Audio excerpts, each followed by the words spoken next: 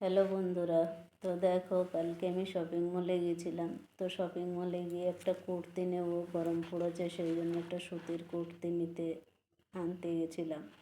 তো আমি কুর্তি কিনতে গেলে শপিং মলে সব কিছু ট্রায়াল করি, ট্রায়াল দিয়েই নিয়ে আসা হয়।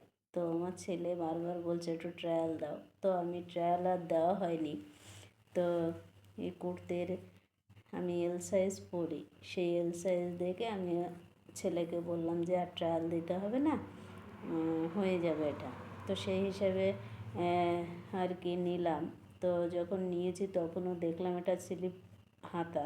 তো স্লিপ হাতা দেখে আমি নিচ্ছিলাম না, তো কালারটা খুব ভালো লাগলো বলে আমি নিলাম।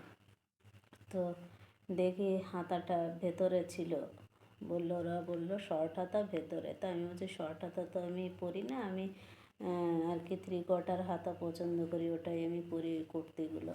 তো যাই হোক নিলাম, পছন্দ হলো। হ্যাঁ, তারপরে এসে হাতাটা আমি লাগাতে দিয়ে এসেছিলাম। তো লাগিয়ে এনে দেখছি এখন, মানে পরতে গিয়ে দেখছি যে আমার হাতাটা হচ্ছে না, ঠিক আছে, টাইট হয়ে গেছে। তো সেক্ষেত্রে আর কি করব বলো, কুর্তিটা হয়তো আমি আর পরতে পারবো না।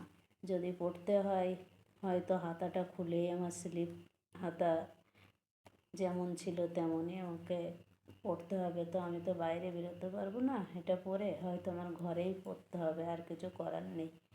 হ্যাঁ, তা মনটা আমার খুব খারাপ হয়ে গেছে আর কি, ভালো লাগছে না। তা যাই হোক, পরে ফেলবো, আর কি করব।